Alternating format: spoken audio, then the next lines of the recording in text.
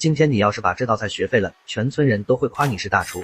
先把3块1斤的蒜苗切成小段，再来点海鲜菇，甩开分别将它们倒入锅里，加点盐和油，这样焯出来的菜翠绿有光泽。油热下鸡蛋，给它炒熟盛起来备用。另起锅放葱蒜小米辣、生抽和毛油，把它们的香味炒出来，倒入海鲜菇、蒜苗和鸡蛋，盐和鸡精调味，随后大火翻炒均匀即可出。很多朋友在做茄子时都是直接下锅，难怪做的不好吃。你就像我这样做，做法简单还非常好吃。首先把5元1根的茄子切成长条，螺丝椒拍一下再切成段，水开放茄子蒸8分钟。蒸熟的茄子软烂的同时还不会吸油。锅中油热，先下辣椒，边炒边按压，把辣椒炒软，炒出虎皮，再放蒜末豆豉，炒出香味，再倒入茄子，调味放盐、鸡精、生抽和老抽、蚝油，大火翻炒均匀即可。这样做的辣椒炒茄子非常的好吃下饭，你也赶紧做起来吧。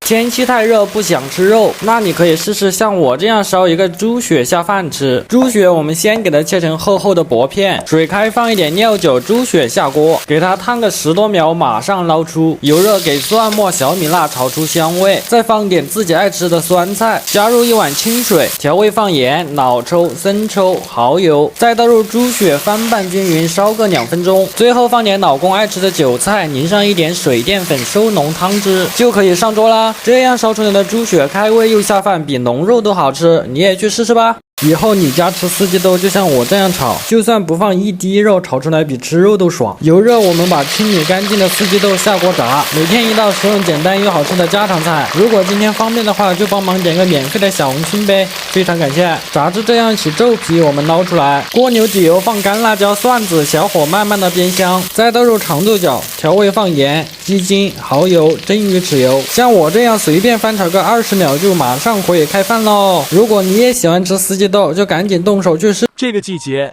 一定要给你家孩子做这个丝瓜鸡蛋汤喝一下，做法简单而且特别有营养，记得收藏哦。丝瓜去皮改刀切成滚刀块，要想做出来的丝瓜汤不发黑，一定要用盐水泡一泡。油热下4个公鸡蛋，两面都要煎到金黄熟透，再改刀切成块备用。另起锅下入丝瓜煸炒几下，倒入鸡蛋，有条件的倒入开水，放盐、鸡精调味，再放1勺虾皮和枸杞，烧开后煮1分钟即可。家里有丝瓜的，你也这样做。